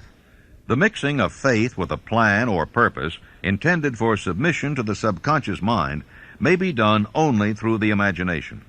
From these statements, you will readily observe that voluntary use of the subconscious mind calls for coordination and application of all the principles. You are preparing yourself to influence and control the inner audience of your subconscious mind in order to hand over to it the desire for money, which you wish transmuted into its monetary equivalent. It is essential, therefore, that you understand the method of approach to this inner audience. You must speak its language, or it will not heed your call. It understands best the language of emotion or feeling. Let us therefore describe here the 7 major positive emotions and the 7 major negative emotions, so that you may draw upon the positives and avoid the negatives when giving instructions to your subconscious mind. The 7 major positive emotions: the emotion of desire, the emotion of faith, the emotion of love, the emotion of sex, the emotion of enthusiasm, the emotion of romance, the emotion of hope. There are other positive emotions, but these are the 7 most powerful and the ones most commonly used in creative effort. Master these 7 emotions. They can be mastered only by use, and the other positive emotions will be at your command when you need them. Remember in this connection that you are studying a book which is intended to help you develop a money consciousness by filling your mind with positive emotions. The 7 major negative emotions to be avoided: the emotion of fear, the emotion of jealousy, the emotion of hatred, the emotion of revenge, the emotion of greed, the emotion of superstition, the emotion of anger. Positive and negative emotions cannot occupy the mind at the same time. One or the other must dominate. It is your responsibility to make sure that positive emotions constitute the dominating influence of your mind.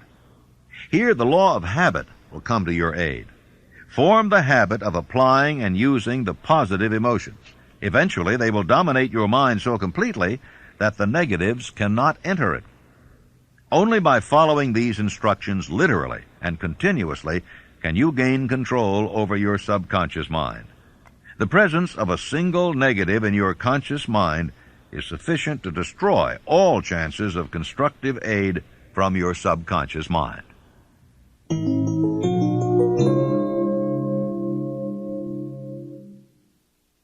The brain, a broadcasting and receiving station for thought. The 12th step toward riches. More than 40 years ago, the author, working in conjunction with the late Dr. Alexander Graham Bell and Dr. Elmer R. Gates, observed that every human brain is both a broadcasting and receiving station for the vibration of thought. The subconscious mind is the sending station of the brain, through which vibrations of thought are broadcast. The creative imagination is the receiving set, through which the energies of thought are picked up. Along with the important factors of the subconscious mind and the faculty of the creative imagination, which constitute the sending and receiving sets of your mental broadcasting machinery, consider now the principle of autosuggestion, which is the medium by which you may put into operation your broadcasting station. Through the instructions described in the chapter on autosuggestion, you were definitely informed of the method by which desire may be transmuted into its monetary equivalent. Operation of your mental broadcasting station is a comparatively simple procedure. You have but 3 principles to bear in mind and to apply when you wish to use your broadcasting station: the subconscious mind, creative imagination, and autosuggestion. The stimuli through which you put these 3 principles into action have been described, and the procedure begins with desire. The greatest forces are intangible. Through the ages which have passed, man has depended too much upon his physical senses, and has limited his knowledge to physical things, which he could see, touch, weigh, and measure. We are now entering the most marvelous of all ages, an age which will teach us something of the intangible forces of the world about us. Perhaps we shall learn, as we pass through this age, that the other self is more powerful than the physical self we see when we look into a mirror. Sometimes men speak lightly of the intangibles, the things which they cannot perceive through any of their 5 senses, and when we hear them, it should remind us that all of us are controlled by forces which are unseen and intangible. The whole of mankind has not the power to cope with nor to control the intangible force wrapped up in the rolling waves of the ocean. Man has not the capacity to understand the intangible force of gravity, which keeps this little earth suspended in space, and keeps man from falling from it, much less the power to control that force. Man is entirely subservient to the intangible force which comes with a thunderstorm, and he is just as helpless in the presence of the intangible force of electricity. Nor is this by any means the end of man's ignorance in connection with things unseen and intangible. He does not understand the intangible force and intelligence wrapped up in the soil of the earth, the force which provides him with every morsel of food he eats, every article of clothing he wears, every dollar he carries in his pockets. The power of thought is the only thing over which you have complete, unchallenged, and unchallengeable control. Controlled by power of will. In giving human beings control over but one thing, the Creator must have chosen the most important of all things. This is a stupendous fact that merits your most profound consideration. If you give it this sort of consideration, you will discover for yourself the rich promises available to those who become masters of their own mind power through self-discipline.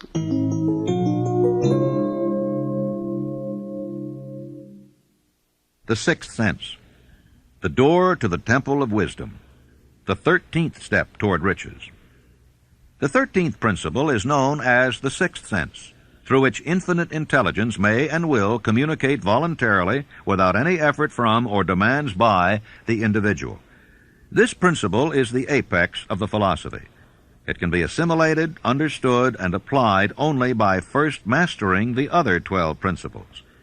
The sixth sense is that portion of the subconscious mind which has been referred to as the creative imagination. It has also been referred to as the receiving set, through which ideas, plans, and thoughts flash into the mind. The flashes are sometimes called hunches or inspiration. The sixth sense defies description. It cannot be described to a person who has not mastered the other principles of this philosophy, because such a person has no knowledge and no experience with which the sixth sense may be compared. Miracles of the sixth sense. The author is not a believer in, nor the advocate of miracles, for the reason that he has enough knowledge of nature to understand that nature never deviates from her established laws. Some of her laws are so incomprehensible that they produce what appear to be miracles. The sixth sense comes as near to being a miracle as anything I have ever experienced. This much the author does know, that there is a power or a first cause or an intelligence which permeates every atom of matter and embraces every unit of energy perceptible to man, that this infinite intelligence converts acorns into oak trees, causes water to flow downhill in response to the law of gravity, follows night with day and winter with summer, each maintaining its proper place and relationship to the other. This intelligence may, through the principles of this philosophy, be induced to aid in transmuting desires into concrete or material form. The author has this knowledge because he has experimented with it and has experienced it. Step by step through the preceding chapters, you have been led to this, the last principle. If you have mastered each of the preceding principles, you are now prepared to accept, without being skeptical, the stupendous claims made here. If you have not mastered the other principles, you must do so before you may determine definitely whether or not the claims made in this chapter are fact or fiction. Long before I had ever written a line for publication or endeavored to deliver a speech in public, I followed the habit of reshaping my own character by trying to imitate the 9 men whose lives and works had been most impressive to me. These 9 men were Emerson, Paine, Edison, Darwin, Lincoln, Burbank, Napoleon, Ford, and Carnegie. Every night, over a long period of years, I held an imaginary council meeting with this group whom I called my invisible counselors. I had a very definite purpose in indulging my imagination through these nightly meetings. My purpose was to rebuild my own character so it would represent a composite of the characters of my imaginary counselors. Realizing, as I did early in life, that I had to overcome the handicap of birth in an environment of ignorance and superstition, I deliberately assigned myself the task of voluntary rebirth through the method I have described above. Building character through autosuggestion. I knew, of course, that all men have become what they are because of their dominating thoughts and desires. I knew that every deeply seated desire has the effect of causing one to seek outward expression through which that desire may be transmuted into reality. I knew that self-suggestion is a powerful factor in building character, that it is, in fact, the sole principle through which character is built. With this knowledge of the principles of mind operation, I was fairly well armed with the equipment needed in rebuilding my character. In these imaginary council meetings, I called on my cabinet members for the knowledge I wished each to contribute. My method of addressing the members of the imaginary cabinet would vary according to the traits of character in which I was, for the moment, most interested in acquiring. I studied the records of their lives with painstaking care. After some months of this nightly procedure, I was astounded by the discovery that these imaginary figures became apparently real. Each of these 9 men developed individual characteristics which surprised me. For example, Lincoln developed the habit of always being late, and then walking around in solemn parade. He always wore an expression of seriousness upon his face. Rarely did I see him smile. That was not true of the others. Burbank and Payne often indulged in witty repartee which seemed at times to shock the other members of the cabinet. These meetings became so realistic that I became fearful of their consequences and discontinued them for several months. The experiences were so uncanny, I was afraid if I continued them, I would lose sight of the fact that the meetings were purely experiences of my imagination. This is the first time that I have had the courage to mention this. Heretofore, I have remained quiet on the subject, because I knew from my own attitude in connection with such matters that I would be misunderstood if I described my unusual experience. I have been emboldened now to reduce my experience to the printed page, because I am now less concerned about what they say than I was in the years that have passed. Lest I be misunderstood, I wish here to state most emphatically that I still regard my cabinet meetings as being purely imaginary, but I feel entitled to suggest that while the members of my cabinet may be purely fictional, and the meetings existent only in my own imagination, they have led me into glorious paths of adventure, rekindled an appreciation of true greatness, encouraged creative endeavor, and emboldened the expression of honest thought. Tapping the source of inspiration. Somewhere in the cell structure of the brain is located an organ which receives vibrations of thought ordinarily called hunches. So far, science has not discovered where this organ of the sixth sense is located, but this is not important. The fact remains that human beings do receive accurate knowledge through sources other than the physical senses. Such knowledge generally is received when the mind is under the influence of extraordinary stimulation. Any emergency which arouses the emotions and causes the heart to beat more rapidly than normal may, and generally does, bring the sixth sense into action. Anyone who has experienced a near accident while driving knows that on such occasions the sixth sense often comes to one's rescue and aids by split seconds in avoiding the accident. My original purpose in conducting council meetings with imaginary beings was solely that of impressing my own subconscious mind through the principle of autosuggestion with certain characteristics which I desired to acquire. In more recent years, my experimentation has taken on an entirely different trend. I now go to my imaginary counselors with every difficult problem which confronts me and my clients. The results are often astonishing, although I do not depend entirely on this form of counsel. The starting point of all achievement is desire. The finishing point is that brand of knowledge which leads to understanding of self, understanding of others, understanding of the laws of nature, recognition and understanding of happiness. This sort of understanding comes in its fullness only through familiarity with and use of the principle of the sixth sense. Before you can put any portion of this philosophy into successful use, your mind must be prepared to receive it. The preparation is not difficult. It begins with study, analysis, and understanding of 3 enemies which you shall have to clear out: indecision, doubt, and fear. The sixth sense will never function while these 3 negatives, or any one of them, remain in your mind. The members of this unholy trio are closely related. Where one is found, the other 2 are close at hand. The 6 basic fears. There are 6 basic fears, with some combination of which every human suffers at one time or another. Most people are fortunate if they do not suffer from the entire 6. Named in the order of their most common appearance, they are the fear of poverty, the fear of criticism, the fear of ill health. That's at the bottom of most of one's worries. The fear of loss of love of someone, the fear of old age, the fear of death. All other fears are of minor importance. They can be grouped under these 6 headings. Fears are nothing more than states of mind. One state of mind is subject to control and direction. Man can create nothing which he does not first conceive in the form of an impulse of thought. Following this statement comes another of still greater importance, namely, man's thought impulses begin immediately to translate themselves into their physical equivalent, whether those thoughts are voluntary or involuntary. Thought impulses which are picked up by mere chance, thoughts which have been released by other minds, may determine one's financial, business, professional, or social destiny just as surely as do the thought impulses which one creates by intent and design.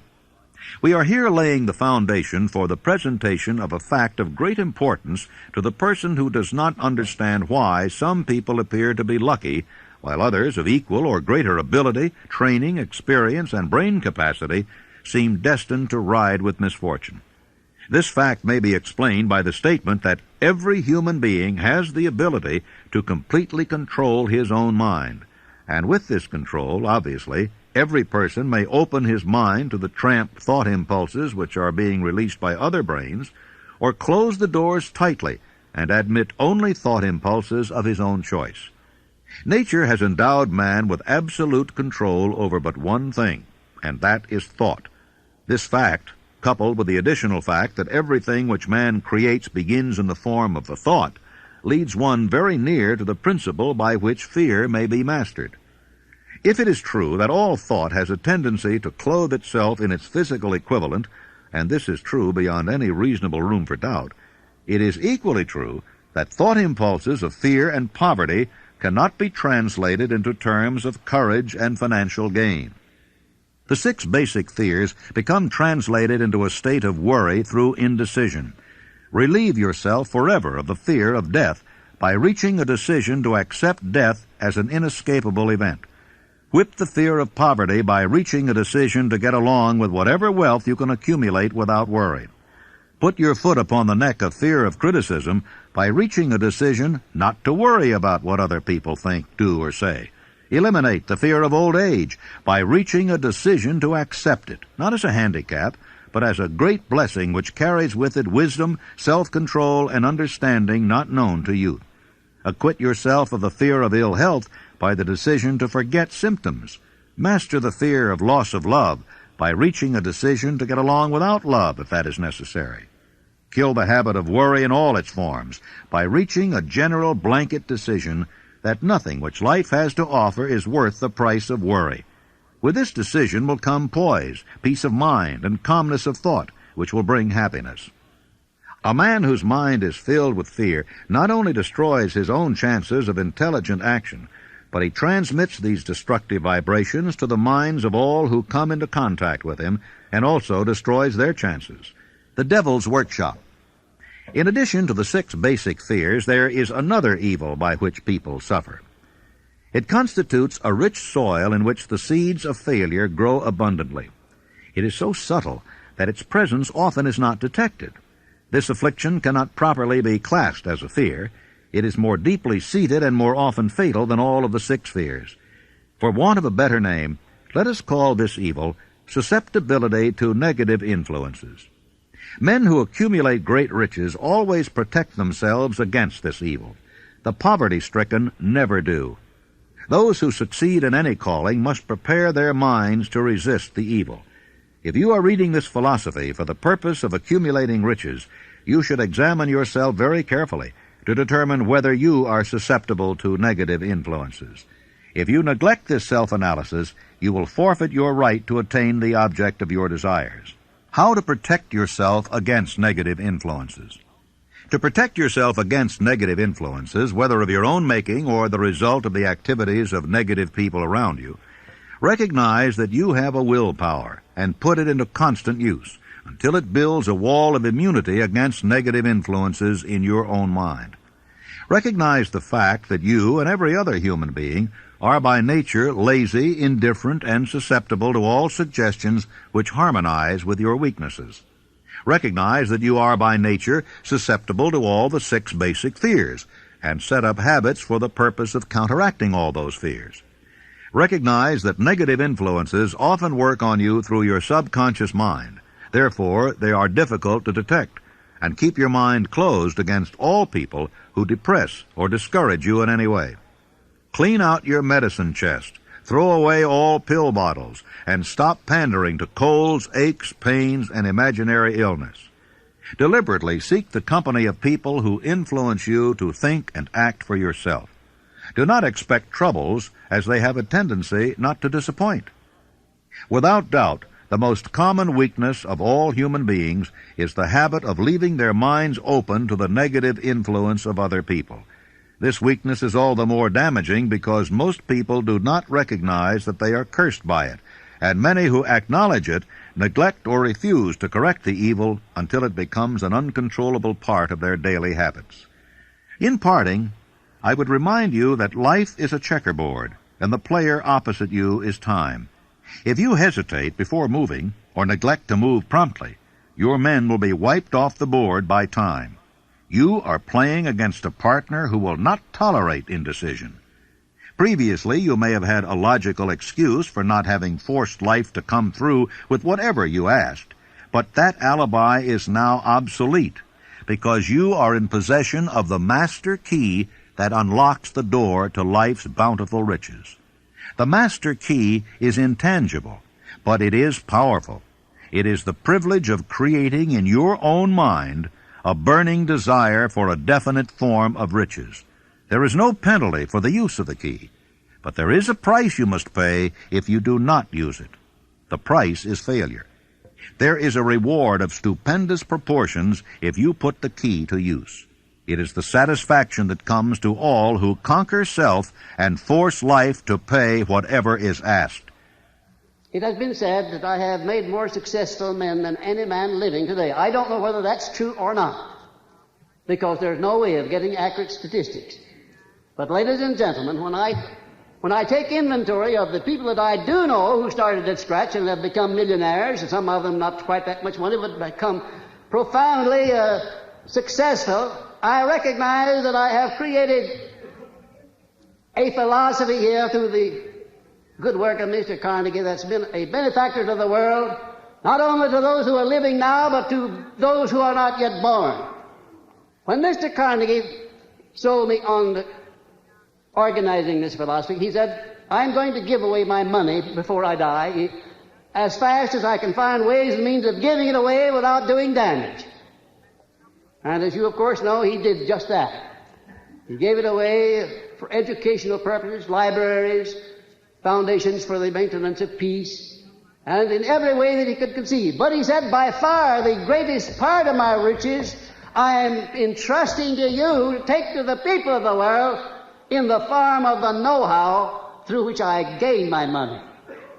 And he said, if you carry through the trust and perfect your job, as I sincerely believe you will, you'll live to see the time when you're far and away richer than I am, and when you will have made many more successful men than I have ever made. And ladies and gentlemen, when Mr. Carnegie made that statement, it was just too much for me to swallow.